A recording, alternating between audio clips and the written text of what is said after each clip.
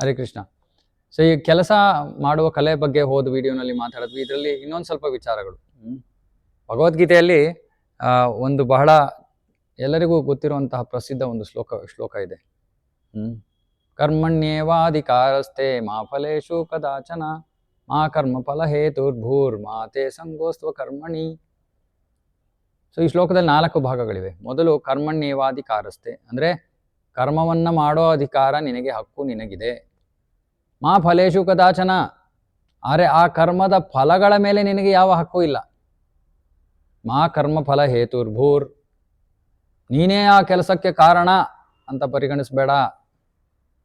ಮಾತೆ ಸಂಗೋಸ್ತ್ವ ಅಕರ್ಮಣಿ, ನಾನು ಫಲಗಳನ್ನು ಅಪೇಕ್ಷಿಸಬಾರ್ದು, ಕೆಲಸವನ್ನು ನಾನು ಮಾಡಿದ್ದೀನಿ ಅಂತ ಯೋಚನೆ ಮಾಡಬಾರ್ದು. ಸರಿ, ಹಾಗಾದ್ರೆ ನಾನು ಕೆಲಸನೇ ಮಾಡಲ್ಲ. ಕೃಷ್ಣ ಹೇಳ್ತಾನೆ, ಇಲ್ಲ, ಕೆಲಸ ಮಾಡದೇ ಇರೋದಕ್ಕೂ ಕೂಡ ಅಂಟ್ಕೋಬೇಡ, ಅಂದರೆ ಕೆಲಸವನ್ನು ಮಾಡು. ಅಂದರೆ ಸಂಕ್ಷಿಪ್ತವಾಗಿ ಹೇಳ್ಬೇಕಂದ್ರೆ, ನಾವು ಯಾವುದೇ ಫಲಿತಾಂಶಗಳನ್ನು ನಿರೀಕ್ಷಿಸದೆ ಮತ್ತು ನಾನು ಕರ್ತೃ ಅಂತ ಪರಿಗಣಿಸದೆ ನಮ್ಮ ಕರ್ತವ್ಯವನ್ನು ಮಾಡಬೇಕು. ಯಾವ ಫಲಗಳನ್ನು ನಿರೀಕ್ಷಿಸಬಾರ್ದು, ನಾನು ಕರ್ತೃ ಅಂತ ಭಾವಿಸದೆ ನಾವು ಕರ್ತವ್ಯವನ್ನು ಮಾಡಬೇಕು. ಇದು ಕೂಡ ಕರ್ಮ ಮಾಡೋ ಕಲೆ. ಸಾಮಾನ್ಯವಾಗಿ ಜನರು ಈ ಶ್ಲೋಕದ ಮೊದಲ ಭಾಗವನ್ನು ಮಾತ್ರ ಸ್ವೀಕಾರ ಮಾಡ್ತಾರೆ, ಅಥವಾ ಗೊತ್ತಿದೆ ಅವರಿಗೆ.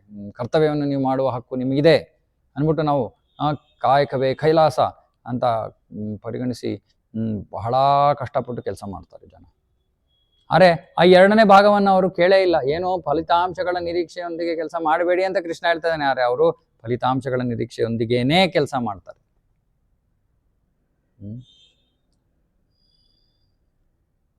ಹಾಗಾಗಿ ನಾವು ಕರ್ಮವನ್ನು, ನಮ್ಮ ಕರ್ತವ್ಯವನ್ನು ಧರ್ಮಗ್ರಂಥಗಳ ಆದೇಶದ ಪ್ರಕಾರವಾಗಿ ನಾವು ನಿರ್ವಹಿಸಬೇಕು. ಫಲಿತಾಂಶಗಳ ಬಯಕೆ ಇಲ್ಲದೆ ನಿರ್ವಹಿಸಬೇಕು. ಇಂತಹ ಕರ್ಮ ಸತ್ವಗುಣದಲ್ಲಿರುವಂಥ ಕರ್ಮ. ಫಲಿತಾಂಶಕ್ಕಾಗಿ ನಾವು ಕೆಲಸವನ್ನು ಮಾಡಿದ್ರೆ ಅದು ಬಂಧನಕ್ಕೆ ಕಾರಣವಾಗುತ್ತೆ. ಹಾಗಾಗಿ ಅದು ನಮಗೆ ಶುಭಕರವಲ್ಲ. ಮತ್ತು ಯಾರು ಈ ರೀತಿ ಫಲಿತಾಂಶಗಳ ನಿರೀಕ್ಷೆ ಇಲ್ಲದೆ ಕರ್ತವ್ಯವಾಗಿ ಕೆಲಸವನ್ನು ಮಾಡ್ತಾರೋ ಅವರು ಮುಕ್ತಿಗೆ ಅದು ದಾರಿ ಮಾಡಿಕೊಡುತ್ತೆ. ಸ್ವಲ್ಪ ಕಷ್ಟ ಇದನ್ನು ಅರ್ಥ ಮಾಡ್ಕೊಳ್ಳೋದು. ಇನ್ನೊಂದು ಸ್ವಲ್ಪ ಆಳಕ್ಕೆ ಕೇಳೋಣ ಇಲ್ಲಿ.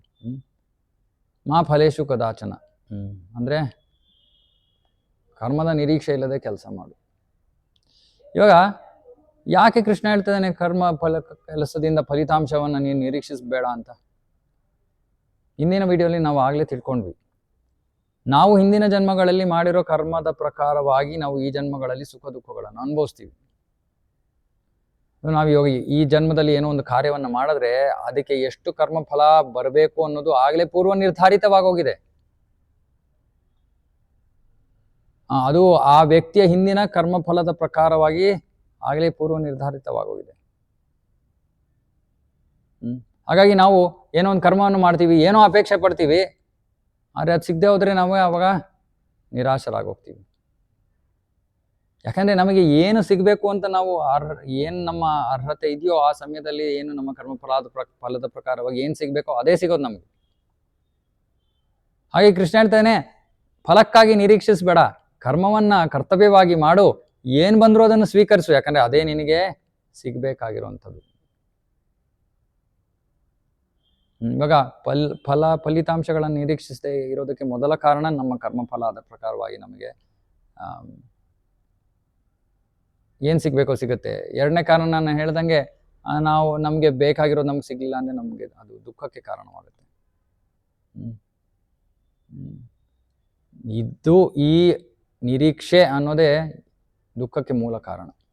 ಕೆಲಸ ಇರ್ಬೋದು, ಸಂಬಂಧಗಳಿರ್ಬೋದು, ಇತ್ಯಾದಿ.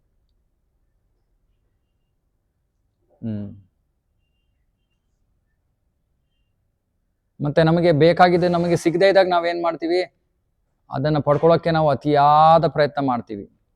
ಅತಿಯಾದ ಪ್ರಯತ್ನದಲ್ಲಿ ಮಾಡಬಾರದ ಕೆಲಸಗಳನ್ನು ಮಾಡ್ಬಿಡ್ಬೋದು ನಾವು.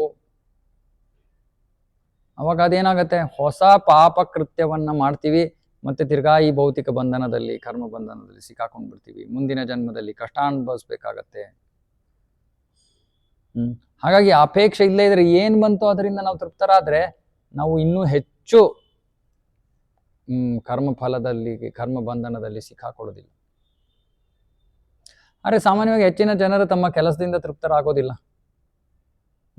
ಹಾಗಾಗಿ ಅವ್ರೇನು ಮಾಡ್ತಾ ಇರ್ತಾರೆ, ಕೆಲಸ ಬದಲಾಯಿಸ್ತಾನೆ ಇರ್ತಾರೆ. ಯಾಕೆಂದರೆ ಅವ್ರಿಗೆ ಏನು ನಿರೀಕ್ಷಿಸಿದೋ ಅದು ಪಡೀಲಿಲ್ಲ ಅವರು. ಅಥವಾ ಅವ್ರಿಗೆ ಏನೋ ಇವರು ನಮಗೆ ನ್ಯಾಯಯುತವಲ್ಲ ಇವ್ರು ಕೊಡ್ತಾ ಇರೋದು, ಇಟ್ಸ್ ನಾಟ್ ಫೇರ್ ಅಂತಾರೆ ಇಂಗ್ಲೀಷಲ್ಲಿ.